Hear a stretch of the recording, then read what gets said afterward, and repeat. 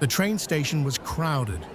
Loud footsteps, heavy luggage wheels scraping the tile, voices layered over the announcements echoing overhead. But he didn't hear any of it. Sergeant Mason stood still, near platform 7, his uniform clean but worn, hands clenched around the strap of his duffel bag.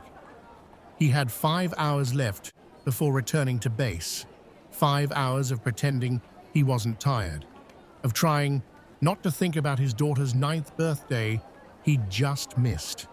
Again. Then, from behind him, a voice, soft, clear, and trembling. "You look like my dad." He turned around slowly. A little girl, no older than 7, stood there in a puffy white coat, her eyes, wide and unblinking, locked onto his. She wasn't smiling. She wasn't scared.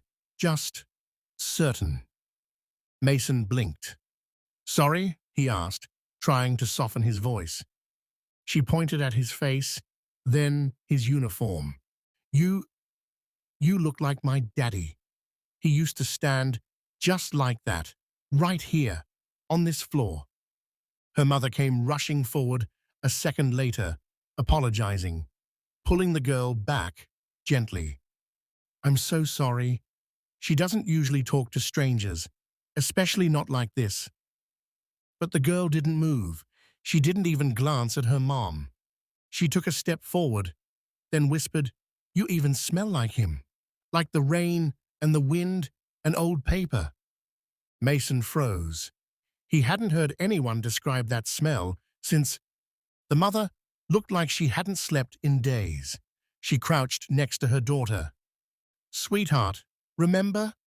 Daddy's in heaven. We talked about this. He's not coming back." The girl turned back to the soldier, eyes filling.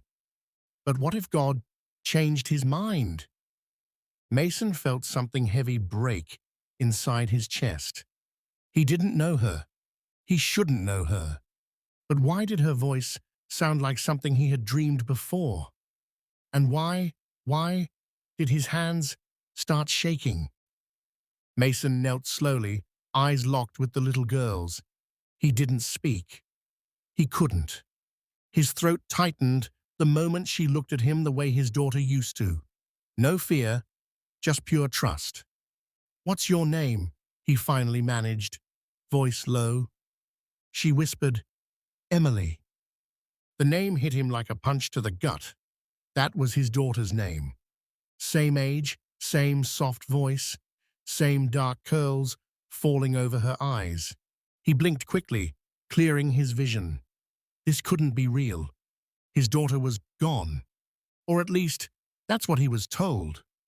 2 years ago, after a roadside bomb nearly took his life during deployment, Mason had spent 4 months in a military hospital, barely conscious, drifting between surgeries and silence.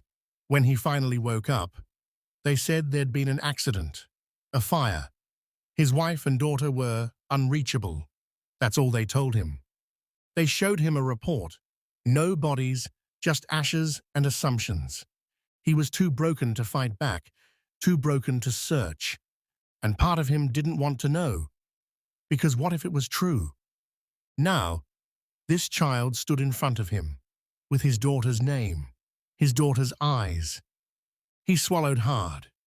Emily reached into her coat pocket and pulled out something folded. She handed it to him. "I made this for him, but you can have it."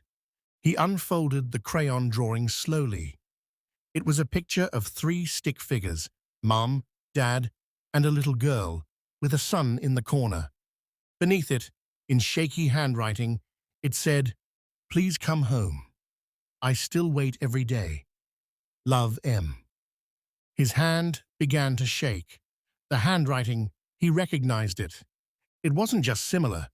It was identical to the birthday card he kept in his duffel bag, the last one his daughter had ever given him. He looked up. The little girl smiled faintly. "You're crying," she said, gently. He reached for his cheek. She was right. Behind her, the mother stiffened. Her eyes, once full of apology, were now cautious, watchful, almost afraid. "What's your last name?" Mason asked Emily, his voice trembling. Before she could answer, the mother cut in. "That's enough, Emily. We're leaving." She grabbed the girl's hand and turned to walk away. But Mason stood, heart pounding. "Wait." The woman paused, but didn't turn. "I need to know," he said. "Who told you I was dead?" The air felt heavier now. Mason took a step forward, hands raised, not in anger, but in desperate confusion. "I'm not here to fight," he said, "but you owe me an answer." The woman finally turned. She looked nothing like the wife he remembered. Older, thinner, like life had scraped too much off her. But behind her guarded eyes, there was something else. Recognition. Guilt. "You weren't supposed to be here," she whispered. The words slammed into him like a second explosion. "Excuse me?" Mason asked, voice tightening. Emily looked between them, confused. "Mama, what's going on?" The woman closed her eyes, took a breath. "I thought you were dead, Mason. They told us that you weren't going to make it, that you were gone." "That doesn't explain why you disappeared," he said. "You didn't even try to find me. I was in a hospital for months, alone. They wouldn't let me contact anyone." She looked down at her daughter. "You don't understand what it was like. After they said you were gone, we had nothing. No home, no money. I was broken too. I lost everything. She stopped herself. Then one day, this man came forward. He said he served with you, said he made a promise to take care of us if anything ever happened to you." Mason's heart dropped. "I never made any promise like that." "I know that now," she whispered, voice cracking. She pulled Emily close, as if afraid someone might try to take her. "He offered us help. I didn't ask questions. I just wanted to survive. But he kept us hidden. Said there were enemies who might try to hurt us. I believed him." She looked at Mason again, eyes wide with pain. "I didn't know you were alive, not until last month, when I saw your name on a list of returning soldiers, but I didn't have the courage to reach out. I thought maybe it was too late." Emily looked up. "Mom, is he my real dad?" The silence was louder than the train rumbling into the station behind them. Mason crouched again, meeting his daughter's eyes.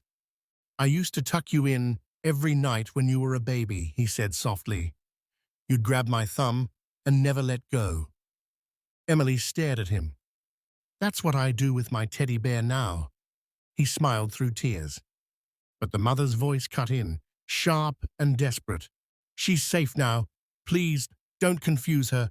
Don't take her away from me." Mason stood slowly. "I'm not trying to take anything," he said, steady now. "But I am going to tell her the truth, even if it hurts. She deserves that." Then he looked at his daughter. "Do you want to know what really happened?" Emily nodded. The station had quieted now, as if the world had paused, just for them. A few people nearby pretended not to listen, but their ears tilted and their glances lingered. Something was happening, something raw and real. You could feel it in the silence between the words. Emily stood between them, small, confused, holding a stuffed rabbit by the ear. Her eyes moved from the man who felt like a memory to the woman who had been her everything. "I want to know," she said softly. "I want to know everything." Her mother crouched to her level. "Sweetheart, sometimes the truth is too heavy for children." But Mason stepped forward, calm but firm. "And sometimes it's heavier when they grow up without it." He reached into his duffel bag and pulled out something wrapped in an old handkerchief, worn, faded, but protected. He unwrapped it slowly and revealed a birthday card. It was childishly drawn, a lopsided cake, stick figures, and hearts. Inside, the handwriting was unmistakable. "I love you, Daddy. Come home soon. I'm saving you a slice." Emily's breath caught. "That's mine," she whispered.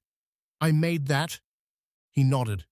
"I kept it with me the whole time, through surgeries, through nights I couldn't sleep. This card reminded me that someone was waiting." The mother looked away. Her lip quivered, but she didn't speak. "Why didn't you tell me he was alive?" Emily asked, her voice beginning to break. The woman's shoulders collapsed. "I was scared," she said. "At first, I didn't know he was alive. Then when I found out, I had already told you he was gone. I thought I was protecting you. But then every day that passed, it got harder to admit the lie." Mason took a step closer. "You let her believe I was dead, even after you knew the truth? I didn't know what you'd say, or if you'd forgive me, or if you'd take her away." Her voice cracked. "She's all I have." Emily turned to Mason. "Are you my real dad?" He knelt down again, hands trembling. "I don't know what story you've been told, but yes, I'm your dad. I was there when you took your first steps. I sang you to sleep with a terrible voice, and when they told me you were gone, something inside me broke. And now, seeing you, holding this card," he looked up at the mother. "You told her I died, but this card lived in my pocket while I fought to live. You moved on. I held on." Emily looked between them, her little face confused, overwhelmed. "I don't want to lose anybody," she said quietly. "I just want both of you." Her words shattered whatever anger remained between them. And then the announcement came. Train 725 departing in 2 minutes. The mother looked at the platform, then back at Mason. Her eyes were glassy, tired, regretful. "We were going to leave," she whispered. "Start over somewhere new, where the lies couldn't follow." "But they always do," he said. "Don't they?" She hesitated. "What do you want?" He looked at Emily. "I want a second chance. With my daughter, that's all." The train let out a long, echoing horn. And then Emily reached out and grabbed his thumb, just like she used to. Mason didn't move. He just stared at her tiny hand wrapped around his thumb, the same way she held it before she could even talk. His throat tightened, his heart pounding louder than the train's final boarding call. It was real. This wasn't a dream. Emily hadn't let go. Her mother stepped back, arms crossed tightly, trying to hold herself together, but her eyes gave it all away. The guilt, the pain, the love, and now the fear of losing everything. "I don't know what to do," she whispered, her voice almost broken. "I never meant to hurt her, or you. I was drowning too." Mason looked at her, not with hatred, not anymore, but with something deeper. Disappointment. Sadness. "You didn't just lie to me," he said quietly. "You lied to her future." There was no yelling, no blame, just truth, raw and heavy. Emily looked up at him. "Are you leaving again?" He knelt down, steadying his voice. "No, not this time." She blinked, her eyes filling. "But the train," he smiled gently. "Let it go.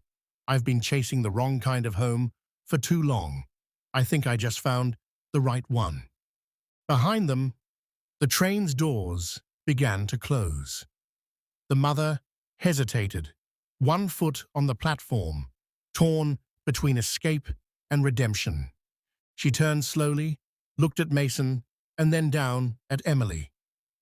"What happens now?" she asked, her voice shaking. Mason stood up. "You tell her the truth. all of it, and we figure out the rest. Together. Not for us, for her. The woman didn't speak. She just nodded. A moment later, Emily reached out and took both their hands. The crowd passed around them, indifferent and hurried, but in that small space between platform and past, something rare had happened.